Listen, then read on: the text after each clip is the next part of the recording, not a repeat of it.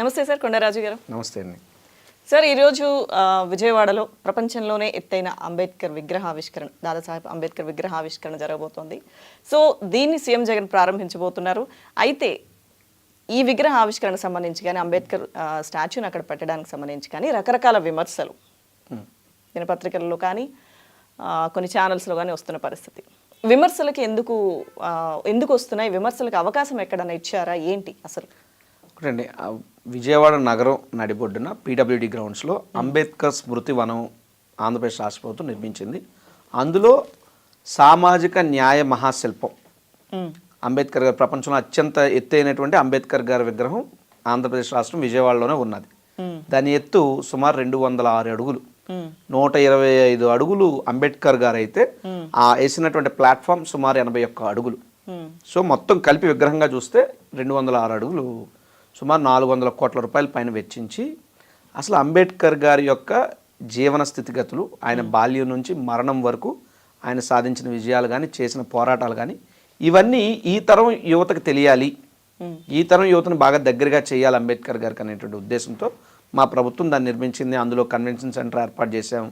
సుమారు ఒక 75 మందితో కూర్చునేటటువంటి ఒక ఐనాక్స్ థియేటర్కి మనం వెళ్తే ఏ విధమైనటువంటి ఫీల్ ఉంటుందో అలా ఒక థియేటర్ ఏర్పాటు చేసి అంబేద్కర్ జీవితాన్ని అందులో ప్రదర్శించే కార్యక్రమం కానీ, మ్యూజియం కానీ, కొంత లైబ్రరీ సెటప్ కానీ, నిజంగా అంబేద్కర్ గారు యొక్క విగ్రహాలు అక్కడ ఏర్పాటు చేసిన మీరు చూస్తే లోపల మ్యూజియం లోపల ఒక పట్టుకుంటే మనిషి చెయ్యి ఎలా ఉంటుందో ఆ రకమైనటువంటి దాంతో ఒక ఫీల్, నిజంగా అంబేద్కర్ గారు వచ్చి మన దగ్గర కూర్చున్నారా, మనం ఆయన పక్కన నిలబడ్డామా అనేటువంటి ఒక అనుభూతి కలుగుతూ, అసలు నా భూతో నా భవిష్యత్తు అని చెప్పచ్చు. ఇంత గొప్ప కార్యక్రమం జరిగినప్పుడు జనరల్గా నేను గతంలో కూడా చెప్పాను, జగన్మోహన్ రెడ్డి గారు ఒక ఋషిలాగా కష్టపడి అభివృద్ధి సంక్షేమం అనేటువంటి యజ్ఞాలు చేస్తుంటే చంద్రబాబు నాయుడు, పచ్చ మీడియా, నారాసురులందరూ కలిపి ఆ యజ్ఞాన్ని భంగం చేయాలనేటువంటి ప్రయత్నం చేస్తారు. సో అందులో భాగంగానే ఈ విమర్శలు. మీ మంచి ఎంత జరుగుతుంటే అంత కడుపు మంట వాళ్ళకి రగిలిపోతుంటారు. ప్రజల్లోకి ఆ మంచి వెళ్ళిపోతుంది కాబట్టి దాన్ని ఇమీడియట్గా ఆపాలి కాబట్టి వంకలైన డొంకటికి ఏడిచిందని ఇలాంటి దిక్కుమాల విమర్శలన్నీ వాళ్ళు చేస్తారు. మీరు ఇంకో విషయం గమనిస్తే, ఇదే అంబేద్కర్ గారికి ఒక భారీ విగ్రహం విజయవాడలో పెడతామని చెప్పి మేనిఫెస్టోలో పెట్టింది తెలుగుదేశం పార్టీ. తీయమని చెప్పండి, 2014లో వాళ్ళకు ఉన్నటువంటి మేనిఫెస్టోని తీసి చూపించమని చెప్పండి. బట్ మేము ఎక్కడా కూడా, జగన్మోహన్ రెడ్డి గారు ఎక్కడా కూడా అంబేద్కర్ స్మృతి వనం నిర్మిస్తామని ఎక్కడ మా మేనిఫెస్టోలో లేదు. బట్ 2021వ సంవత్సరంలో మేము దానికి శంకుస్థాపన చేయటం, ఇప్పుడు ఏ ముఖ్యమంత్రి గారు అయితే శంకుస్థాపన చేశారో ఆ ముఖ్యమంత్రి గారు ప్రారంభిస్తున్నారు. గతంలో లాగా వాళ్ళెవరో శంకుస్థాపన చేసి మేము ప్రారంభించడాలు కాదు. సో మా పనితనం అనేటువంటిది ప్రజలకు కనబడుతుంది, అర్థమవుతుంది కాబట్టి ఆ యొక్క కార్యక్రమం మీద కూడా విమర్శలు చేస్తున్నారు తప్పితే ఆ విమర్శలు ఎంత మాత్రం వాస్తవం లేదు. ఇప్పుడు ప్రచార యావ కోసం ఇదంతా చేస్తున్నారు, అంత ఖర్చు పెట్టి, అంటే ప్రజాధనాన్ని ఖర్చు పెట్టి చేసి అక్కడ సీఎం జగన్మోహన్ రెడ్డి గారి పేరు వేయించుకోవడం కానీ, వీటికి సంబంధించి కూడా చాలా విమర్శలు వస్తాయి. నేనైతే ఒక మాట చెప్తానండి, నిజం గడప దాటేలోపు అబద్ధం ప్రపంచం చుట్టూ వస్తున్నటువంటి నేటి పరిస్థితుల్లో నిజాన్ని బలంగా ఒక బలమై దిక్కులు పెక్కటిల్లేలా ప్రతిధ్వనించే ప్రతినిధిగా ఈరోజు ఆంధ్రప్రదేశ్ రాష్ట్ర ప్రభుత్వం సామాజిక న్యాయం విషయంలో వ్యవహరిస్తుంది. మన భారత రాజ్యాంగ నిర్మాత యొక్క విగ్రహాన్ని పెట్టి ఆయన చేసినటువంటి మంచిని, ఆయన ఇచ్చినటువంటి స్వేచ్ఛా వాయువుల్ని, ఆయన పెట్టినటువంటి హక్కు అనేటువంటి భిక్ష గురించి ప్రపంచానికి ఎంత ఎక్కువ ప్రచారం చేస్తే అంత మంచి తప్పితే, అంటే అంబేద్కర్ గారి గురించి ప్రచారం చేస్తుంటే చూసి తట్టుకోలేకపోతున్నారా? అంత కడుపుమంట అంబేద్కర్ గారి వాదుల మీద అంత విషం కక్కల తెలుగుదేశం పార్టీ కానీ, పచ్చ మీడియా కానీ? మీరు చరిత్రను చూడమని అడుగుతున్నాను నేను. ఇదే చంద్రబాబు నాయుడుకు దళితులు అంటే ఎంత చిన్నచూపు అంటే, దళితుల్లో ఎవరైనా పుట్టాలా అని కోరుకుంటారా అని చెప్పి చంద్రబాబు నాయుడు మాట్లాడితే, ఏదో మనకు సినిమా డైలాగ్ ఉంటుంది, బేటా 1 నంబరి బాప్ 10 నంబరి అన్నట్టు, నారా లోకేష్ ఏమో దళితుల్లో ఎవడన్నా పీకిందేంటి పొడిచిందేంటి అని నిన్న కాక మనం మాట్లాడాడు. ఓ పక్క యథారాజా తదా ప్రజ అన్నట్టు వాళ్ళ నాయకుడు ఏ విధంగా వ్యవహరిస్తున్నాడో వాళ్ళ పార్టీ నాయకులు అదే వ్యవహార శైలి. చింతమనేని ప్రభాకర్ గారు, దళితులారా మీకెందుకురా రాజకీయాలు, మీకెందుకురా పదవులు, పిచ్చ ఎదవల్లారా అని చెప్పి దళితుల్ని అత్యంత ఘోరంగా, హీనంగా అవమానించినటువంటి పరిస్థితులు. ఇదే అమరావతి ప్రాంతంలో దళితులకి భూములు ఇస్తామని మా ప్రభుత్వం ముందుకు వస్తే, దళితులు అక్కడ ఉండటం వల్ల డెమోగ్రాఫిక్ గ్రాఫ్ దెబ్బతింటుంది, అంటే సామాజిక సమతుల్యత దెబ్బతింటుంది. ఆ రాజధాని నడిబొడ్డులో దళితులు అనేటువంటి వాళ్ళు ఇల్లు కట్టుకుని ఉండడానికి వీల్లేదు అని చెప్పి చంద్రబాబు నాయుడు కేసులు వేశాడు కోర్టులో. సో ఇంత పచ్చి దళిత వ్యతిరేకులైనటువంటి వాళ్ళు ఎక్కడ దళితవాదాన్ని భుజం మీద వేసుకుని దళితులు కానీ, ఎస్సీ, ఎస్టీ, బీసీ మైనారిటీలని, నా దళితులు, నా ఎస్సీలు, నా బీసీలు, నా మైనారిటీలు అని ఇప్పటివరకు భారతదేశంలో ఏ ముఖ్యమంత్రి అన్నాడో తీసి ఒక రికార్డింగ్ టేప్ చూపించమనండి. సో జగన్మోహన్ రెడ్డి గారు అణగారినటువంటి వర్గాల్ని హక్కును చేర్చుకున్నాడు. అవకాశాలు లేని వారికి అవకాశాలు కల్పించారు, అందలం ఎక్కించారు, అధికారాన్ని ఇచ్చారు, అభివృద్ధిని చేశారు, మంచి ఫలితాలను ఆ జాతులకు అందిస్తున్నారు. సో ఇటువంటి పరిస్థితుల్లో జగన్మోహన్ రెడ్డి గారి మీద విమర్శలు చేయటం, జగన్మోహన్ రెడ్డి గారి మీద బురద జల్లటమే పనిగా పెట్టుకున్నారు తప్పితే అది ప్రచార యావ కాదు. ప్రజలకి తెలియాల్సినటువంటి హక్కుగా ఈరోజు రాష్ట్ర ప్రభుత్వం చేస్తుంది. ఓకే, అంటే ఇప్పుడు దళితుల మీద చంద్రబాబు గారి ప్రేమ లేదని మీరు చెప్తున్నారు. 100%. ఇప్పుడు మొన్న ఏదైనా నియోజకవర్గ ఇన్ఛార్జీలు మార్చినప్పుడు కూడా చంద్రబాబు నాయుడు కొన్ని కామెంట్స్ చేశారు. మార్పులు చేర్పులు జరిగిన వాటిలో ఎస్సీ ఎస్టీలు దళితులు ఎక్కువ మంది ఉన్నారు, వాళ్ళంటే జగన్ కు కక్ష, కావాలనే ప్రజా వ్యతిరేకత పేరుతో వాళ్ళని తప్పించారు అని. ఇప్పుడు రాజకీయంగా ప్రజాస్వామిక పద్ధతిలో ఎవరైనా ఎక్కడి నుంచైనా పోటీ చేయొచ్చు. మార్పులు చేర్పులు అనేటువంటివి ఎప్పటి నుంచో జరుగుతున్నాయి, కొత్తగా ఇప్పుడే కాదు. ఎస్పెషల్లీ మీరు దళితుల గురించి అంటారు కాబట్టి నేను చెప్తున్నా, 2014 వరకు ఇప్పుడు తెలుగు మహిళా పార్టీ అధ్యక్షురాలుగా ఉన్నటువంటి వంగల్పూడి అనిత ఇదే విశాఖ జిల్లా పాయకరాపు నియోజకవర్గంలో శాసనసభ్యులుగా పనిచేసింది ఆవిడ. అంటే చంద్రబాబు నాయుడు అనే వ్యక్తి పచ్చి దళిత వ్యతిరేక కాబట్టి, దళితులు అంటే చంద్రబాబు కడుపు మంట కాబట్టి ఓ దళిత ఎమ్మెల్యే అయినటువంటి వంగల్పూడి అనిత గారిని అక్కడ నుండి తీసి కొవ్వూరుకు మార్చేశాడా? లేదా ఒక జవహర్ గారు దళిత మంత్రిగా పనిచేసిన వ్యక్తిని చంద్రబాబు నాయుడు గారికి దళితులు అంటే ఈర్ష కాబట్టి ఆ జవహర్ గారిని కొవ్వూరుని తీసి తిరువురుకు మార్చేశారా? మరి చంద్రబాబు నాయుడు గారు చేసిందేంటి? మమ్మల్ని విమర్శించే ముందు, మా వైపు ఒక వేలెత్తి చూపించే ముందు మిగతా 3 వేళ్ళు కూడా చంద్రబాబు నాయుడు వైపు చూపిస్తున్నాయి. అవి తెలుసుకోకుండా అవివేకంతోనో అనాలోచిత విధంగానో బుర్ర జల్లడమే పనిగా పెట్టుకుని మా మీద విమర్శలు చేస్తున్నారు తప్ప ఇంకొకటి కాదు. ఖచ్చితంగా ఒక దళితులను మారిస్తే అనుకోండి, దళితుల నియోజకవర్గం నుంచి, అది it is an SC reserved constituency, అక్కడ మరో దళితుడికే కదా అవకాశం ఇస్తారు. అంతే తప్ప ఎవరైనా ఓసిని తెచ్చి పెట్టగలమా? Is it possible? సో రాజకీయంగా ఎవరెక్కడి నుంచైనా పోటీ చేయొచ్చు, మార్పులు చేర్పులు చేసుకుంటూ ముందుకెళ్తాం. దానికి కానీ దీనికి కానీ ఏ విధమైన సంబంధం లేదు. మా ప్రభుత్వం వచ్చిన తర్వాత దళితులకు మేము ఏం చేసామో సగర్వంగా చెప్పుకుంటాం. చాలామంది చాలా మాటలు మాట్లాడుతున్నారు. ఎస్సీ ఎస్టీ సప్లాన్ అంటారు, లేదంటే దళితులకు మీరు ఏం చేశారు అది చేశారు. నేను open challenge me I dream channel ద్వారా నేను చేస్తున్నా. ఈ రాష్ట్రంలో లేదా ప్రపంచం మొత్తం ఉన్నటువంటి తెలుగుదేశం అభిమానుల్లో కానీ చంద్రబాబు నాయుడు అభిమానుల్లో కానీ ఎవరైనా డిబేట్కి రావచ్చు. మంత్రి స్థాయి చంద్రబాబు లోకేష్ దగ్గర నుండి కార్యకర్త వరకు ఎవరైనా సరే ఓపెన్ ఛాలెంజ్. జగన్మోహన్ రెడ్డి గారు 2019లో అధికారం చేపట్టిన నాటి నుండి ఇప్పటి వరకు ఎస్సీ ఎస్టీ బీసీ మైనారిటీ వర్గాలకు డీబీటీ నాన్ డీబీటీ ద్వారా 1,76,000 కోట్ల రూపాయలు వాళ్ళకు అందించడం జరిగింది.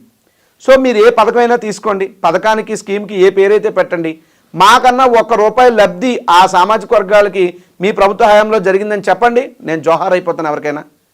సో ఇవన్నీ కేవలం రాజకీయంగా విమర్శలు. మీరు పథకం పేరేం పెట్టారు, స్కీమ్ పేరేం పెట్టారని కాదు, ఆ జాతి అభివృద్ధి చెందడానికి మీరు ₹1 వెచ్చించారా లేదా, అది నేరుగా వారి జోబులోకి వెళ్ళిందా లేదా, అది వాళ్ళ యొక్క అభివృద్ధికి ఉపయోగపడిందా లేదా. ఈరోజు పేద వర్గాల వారంతా చదివేండి గవర్నమెంట్ స్కూల్స్ ఎవరు డెవలప్ చేశారు? నాడు నేడు స్కూల్స్ ద్వారా ఆ ఉన్నటువంటి ఫెసిలిటీస్ కానీ ఇంగ్లీష్ మీడియం కానీ ఇవన్నీ ఎవరు చేశారు? ఇదే చంద్రబాబు నాయుడు గతంలో ఏం మాట్లాడాడు? Education is not the responsibility of the government అన్నాడు. విద్య ప్రభుత్వ బాధ్యత కాదని వాగిన పిచ్చివాడు చంద్రబాబు నాయుడు. అక్కడ విద్య ప్రభుత్వ బాధ్యతను తీసుకుని తన పిల్లలే ప్రభుత్వ పాఠశాలకు వెళ్తే ఏ విధమైనటువంటి వసతులు కోరుకుంటాడో ఆ విధంగా పేద వర్గాల వారన్నిటికీ కూడా బ్రహ్మాండమైనటువంటి వసతులు కల్పించి మన పిల్లల యొక్క వాణిని ప్రపంచ వేదికల మీద వినిపించగలిగిన జగన్మోహన్ రెడ్డి గారు ఎక్కడ? సో అణగారిన వర్గాలని అభివృద్ధి చేస్తుంది జగన్మోహన్ రెడ్డి గారు, అణగారిన వర్గాలను ఇంకా అణగదొక్కింది చంద్రబాబు నాయుడు. సో ఇటువంటి పరిస్థితుల్లో ఆ వర్గాలన్నీ కూడా జగన్మోహన్ రెడ్డి గారు వెన్నంటే ఉంటున్నాయి కాబట్టి దాని మీద కక్షా కార్పణ్యాలతో కడుపు మంట రగిలిపోయి చేసే విమర్శలు. ఒకప్పుడు బీసీలు అంటే బ్యాక్వర్డ్ క్లాసులుగా ఉండేవి, లేదా బీసీల అభివృద్ధి అంటే బాబు గారి క్లాస్ వాళ్ళు అంటే చంద్రబాబు సామాజిక వర్గం వల్ల అభివృద్ధి చెందేవారు. బట్ ఇప్పుడు బీసీలు అంటే బ్యాక్వర్డ్ క్లాసులు కాదు, ఈ రాష్ట్రానికే బ్యాక్ బోన్ క్లాసులుగా జగన్మోహన్ రెడ్డి గారు వారికి వెన్నుముక్కగా నిలిచి ముందుకు నడుపుతున్నారు. సో ఇటువంటి పరిస్థితిలో ఎస్సీలు కానీ ఎస్టీలు కానీ బీసీలు మైనార్టీలు వీరంతా మా ప్రభుత్వానికి అండగా ఉన్నారు, జగన్మోహన్ రెడ్డి గారికి అండగా ఉన్నారు. దాని యొక్క ప్రతీకగా ఈరోజు అంబేద్కర్ గారు కోరుకున్నది, అంబేద్కర్ గారు కళ్ళగన్నది ఈరోజు జగన్మోహన్ రెడ్డి గారు సుసాధ్యం చేసి చూపిస్తున్నారు. నిజమైనటువంటి ఒక అంబేద్కర్ వాదిగా, నిజమైన అంబేద్కర్ వారసుడిగా ఈరోజు జగన్మోహన్ రెడ్డి గారు తన పరిపాలనని కొనసాగిస్తున్నారు. అంబేద్కర్ విగ్రహం ఒకటి ఆవిష్కరిస్తే అంటే మిగతా దళితులకి ఎస్సీలు ఎస్టీలు అందరికీ న్యాయం చేసినట్టేనా? అభివృద్ధి పట్టించుకోలేదు, సంక్షేమం విషయంలో కానీ అన్నింటిలో ఆంధ్రప్రదేశ్ వెనకబడిపోయింది, అప్పుల పాలైపోయింది, ఇది చేస్తే ప్రజలు దాన్ని మర్చిపోతారా అని కూడా వస్తుంది. ఆంధ్రప్రదేశ్ రాష్ట్రం 10 లక్షల కోట్లు అప్పులు అయిపోయిందని ప్రచారం చేసేది ఈ పిచ్చోళ్లే. ఆ పచ్చ మీడియా పేపర్లో చూసి మనం నమ్మడం కాదు. స్వయంగా భారతదేశ ఫైనాన్స్ మినిస్టర్ అయినటువంటి ఈ తెలుగు ఆడపడుచు అయినటువంటి నిర్మలా సీతారామన్ గారు ఏం చెప్పారో వెళ్ళి చూసి తెలుసుకుంటే అర్థమవుతుంది. మనం నిద్రపోయేవాడిని నేనో మీరో లేపగలం తప్ప నిద్ర నటించేవాడిని బ్రహ్మదేవుడు కూడా లేపలేడు. కాబట్టి వాస్తవాలు తెలియని వాళ్ళకి మనం నిజాలు చెప్పచ్చు తప్పితే అవాస్తవాలు మాట్లాడడమే అలవాటుగా పెట్టుకున్నటువంటి వ్యక్తులకి మనం ఎంత చెప్పినా వాళ్ళు మనతో అంగీకరించరు. కాబట్టి ఇక్కడ మేము పరిపాలన బాగా చేసామా లేదా, సంక్షేమం ట్రాన్స్పరెంట్గా గ్రౌండ్ లెవెల్కి మేము అందించామా లేదా, స్కూల్స్, హాస్పిటల్స్, పోర్ట్లు, ఇండస్ట్రీలు, ఉద్యోగాల కల్పనలు ఇవన్నీ మేము చేసామా లేదా అన్నది ఎవరు ఒప్పుకుంటారు, ఎవరు ఒప్పుకోవాలి? ప్రజలు. మేము ప్రజలను ఒప్పించడానికో మెప్పించడానికో పాలన చేస్తున్నాం తప్ప చంద్రబాబు నాయుడుని ఒప్పించాల్సిన అవసరమో పచ్చ మీడియాను ఒప్పించాల్సిన అవసరమో మా ప్రభుత్వానికి ఏమీ లేదు. సో మేము అంబేద్కర్ గారి యొక్క ఆశయాలు నెరవేర్చే దిశగానే మేము అడుగులు వేసాం. ఆఖరిలో విగ్రహం పెట్టాం. విగ్రహంతో పాటు ఆయన్ని యువతకి మరింత దగ్గర చేయాలి. అంబేద్కర్ లాంటి ఒక మహనీయుడు ఈ నేల మీద నడయాడిన సంగతి నేటి యువతరం మరవక ముందే వారికి గుర్తు చేయాలనేటువంటి గొప్ప ఆలోచనతో ఇప్పుడున్నటువంటి టెక్నాలజీతో లోపల ఎల్ఈడి స్క్రీన్స్ కానీ అనేక హంగులతో రాగానే ఒక ఆహ్లాదకరమైన వాతావరణం కానీ 2000 మందితో ఉండేటువంటి ఒక కన్వెన్షన్ సెంటర్ కానీ ఇవన్నీ ఏర్పాటు చేసి it will be a biggest tourist spot in విజయవాడగా అది అభివృద్ధి చెందబోతుంది. రాజు గారు, అయితే ఫైనల్లీ ఒక ప్రశ్న. ఇప్పుడు ఏపీలో సంక్రాంతి సెలవులు పొడిగింపుకు సంబంధించి కూడా దానికి సంబంధించి ఒక విమర్శ ఉంది. సంక్రాంతి సెలవులు పిల్లల మీద ప్రేమతో పొడిగించలేదు, స్కూల్ బస్సులతో సహా అన్నిటినీ అంబేద్కర్ విగ్రహావిష్కరణ కోసం జనాన్ని తరలించడానికి శ్రీకాకుళం నుంచి ఇలా పలు ప్రాంతాలను తరలించడానికి మాత్రమే స్కూళ్ళకి సెలవులు ఇచ్చారు అని. స్కూల్ సెలవులు అనేటువంటివి పిల్లల పండగ సెలవులకి ఇచ్చారు. ఉదాహరణకు మీరు అలా చూసుకుంటే అయోధ్య రామాలయం దానికి సంబంధించి కూడా సెలవును కేంద్ర ప్రభుత్వం ప్రకటించింది. అంటే అయోధ్య రామాలయం దానికి కూడా బస్సులు కావాలి, ఆంధ్ర నుండో కాశ్మీర్ నుండో మొత్తం బస్సులు వేసుకుని పోవాలని చెప్పి కేంద్ర ప్రభుత్వం ఏమైనా చేసిందా? కాదు కదా. కొన్ని కార్యక్రమాలకి కొన్ని విశిష్టతలు ఉంటాయి. ఇప్పుడు సంక్రాంతి సెలవులను పొడిగించినటువంటి మాట వాస్తవమే, కానీ ఇప్పుడు శ్రీకాకుళంలో ఉన్న ఆర్టీసీ బస్సులు విజయవాడ అదంతా ఫాల్స్ అండి. ఇంకోటి చెప్తున్నాను, బస్సులు ఉన్నా లేకపోయినా కాళ్ళకు బలపాలు చక్రాలు కట్టుకుని అంబేద్కర్ వాదులు, అంబేద్కర్ వారసులు, అంబేద్కర్ గారిని ఒక దైవంగా కొలిచేటటువంటి ప్రతి ఒక్కరూ కూడా విజయవాడకు రాబోతున్నారు. ఓ జల ప్రభంజనం మనకు కనబడబోతుంది. కాబట్టి ఏంటంటే రాష్ట్ర ప్రభుత్వంగా ఆ యొక్క కార్యక్రమానికి ప్రభుత్వం ప్రతిష్టాత్మకంగా తీసుకుంది కాబట్టి కావాల్సినటువంటి వస్తువులు కల్పించే బాధ్యత ప్రభుత్వానికి ఉంది కాబట్టి ఆ రకంగా ఏమైనా ఆ చుట్టుపక్కల జిల్లాలోనో ఆ రోడ్ ట్రాన్స్పోర్ట్ డిపార్ట్మెంట్ నుండి అవసరమైన సహాయ సహకారాలు రాష్ట్ర ప్రభుత్వం తీసుకుంటుంది. అంతే తప్ప దానికి దీనికి మాత్రం ఎక్కడా లింక్ లేదు. అయితే నేను అడుగుతున్నాను, గతంలో ఎప్పుడు చంద్రబాబు నాయుడు గారు ఆ యొక్క కార్యక్రమాలకి ఇదే గంటా శ్రీనివాసరావు గారు, నారాయణ గారు వారి కొడుకులు కూతుర్లు పెళ్ళిళ్ళు అయినప్పుడు మరి రోడ్ ట్రాన్స్పోర్ట్ డిపార్ట్మెంట్ ఏపీఎస్ఆర్టీసీని వాడుకోలేదా? బస్సులు మీరు తీసుకెళ్ళిపోలేదా? ఇవన్నీ మేము మాట్లాడితే మీరు చూసి తట్టుకోగలరా? కాబట్టి ఏమిటంటే ఎందుకు అంత ఏడుపు అంటాను, అంబేద్కర్ గారి విగ్రహం ఓపెన్ అవుతుంటే మీరు ఎందుకు చూసి తట్టుకోలేకపోతున్నారు? సో కేవలం దళిత వ్యతిరేకి, అంబేద్కర్ వ్యతిరేక అయినటువంటి చంద్రబాబు నాయుడు కడుపు మంటతో ఈరోజు ఆ పచ్చ మీడియాలో ఆర్టికల్స్ చూస్తేనే ప్రతి ఒక్కరికి కూడా అర్థం అవుతాయి. ఎలక్షన్స్ ముందు ఈ పని చేశారు, సో దళితులను ఆకట్టుకోవడానికి. ఎందుకంటే ఎలక్షన్స్ దగ్గరకు వచ్చిన సమయంలో ఇది గుర్తొచ్చిందా, ఇక్కడ దళితులు కానీ బాబాసాహెబ్ అంబేద్కర్ గారు కానీ గుర్తొచ్చారా అని అడుగుతున్నారు. మేము ఇప్పుడు శంకుస్థాపన చేస్తే మీరు ఆ మాట అనాలి. మేము ఇప్పుడు ప్రారంభిస్తున్నాం. 2021లోనే మేము శంకుస్థాపన చేసాం. సార్ దీనికన్నా ముందు అసలు అంబేద్కర్ గారికి ఒక పెద్ద విగ్రహం పెడతానంటే చంద్రబాబు నాయుడు ఎందుకు మాట నిలబెట్టుకోలేదు? అంటే చంద్రబాబు నాయుడుకి అంబేద్కర్ గారు అంటే నచ్చదు కాబట్టి అంబేద్కర్ గారి విగ్రహం పెట్టడానికి చంద్రబాబు నాయుడుకి మనసు రాలేదా? దాని మీద ముందు ఓపెన్గా చెప్పాలి కదా. వాళ్ళు ఇచ్చినటువంటి మేనిఫెస్టోలో ఉన్నటువంటి హామీ కదా. మీరు మేనిఫెస్టోలో ఇచ్చినటువంటి హామీ నెరవేర్చలేని దద్దమ్మలు ఎక్కడా? మేనిఫెస్టోలో హామీ ఇవ్వకుండానే అందరి యొక్క మనోభావాలను అర్థం చేసుకుని ఆ మహనీయుడికి అంత గొప్ప కార్యక్రమం అక్కడ చేయడంలో జగన్మోహన్ రెడ్డి గారి మనసును ఆలోచించాలా మనం. కాబట్టి ఏమిటంటే మీరు రాజకీయ కోణంలో ఏమాత్రం మా ఉద్దేశం లేదు, ఎటువంటి దురుద్దేశం కూడా లేదు. అంబేద్కర్ గారికి గొప్ప స్మృతివనం నిర్మించాలని చెప్పి 2021లోనే జగన్మోహన్ రెడ్డి గారు అక్కడ శంకుస్థాపన చేయడం జరిగింది. 2019 మే 30 ఎప్పుడో జగన్మోహన్ రెడ్డి గారు ప్రమాణ స్వీకారం చేశారు. ఆ తర్వాత మనకు తెలుసు కరోనా వచ్చింది. 21 డిసెంబర్లోనో నవంబర్లోనో మేము అక్కడ శంకుస్థాపన చేయటం.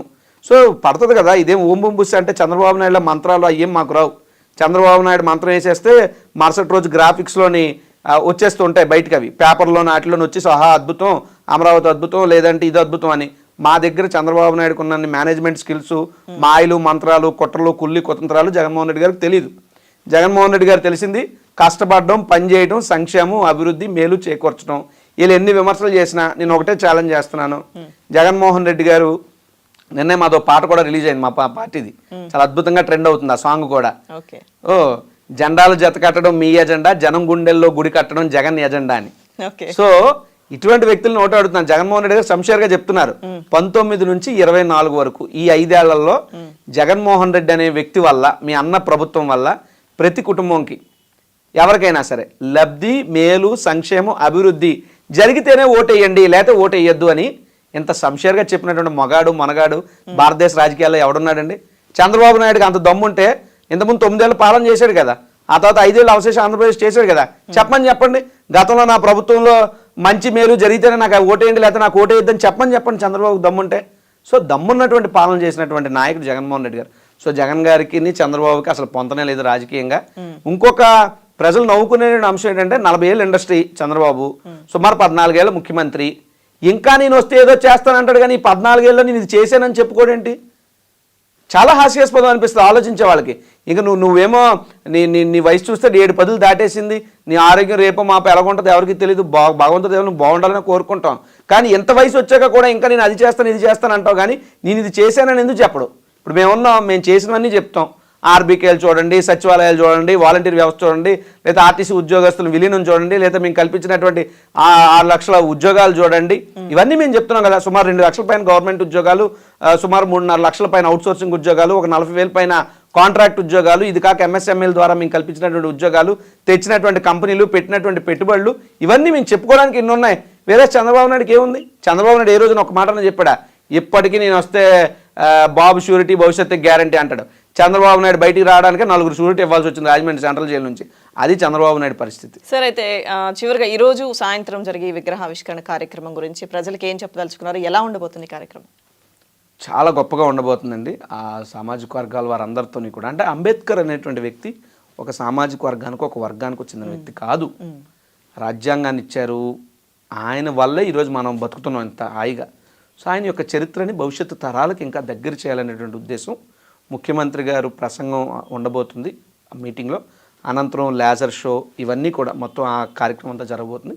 ఖచ్చితంగా విజయవాడ నగరానికి వచ్చిన ప్రతి ఒక్కరూ కూడా అంబేద్కర్ గారి విగ్రహం చూసి ఒక్కసారి మనసులో ఆయన స్మరించుకొని ఒక భావోద్వేగమైనటువంటి ఒక ఫీలింగ్ వస్తుంది ప్రతి ఒక్కరికి కూడా. ఎందుకంటే రోమాలు నెక్కబొడుచుకుంటాయి. నేను వెళ్ళి ఆల్రెడీ చూశాను, సందర్శించాను, అదంతా కూడా చాలా అద్భుతంగా ఉంది. ప్రతి ఒక్కరూ కూడా రేపు ఓపెనింగ్ అయిపోయిన తర్వాత విజయవాడ వచ్చిన ప్రతి పౌరుడు కూడా ఖచ్చితంగా అంబేద్కర్ స్మృతి వనానికి వెళ్తాడు, చూస్తాడు, చాలా ఆనందం పొందుతాడు, స్ఫూర్తిని పొందుతాడు.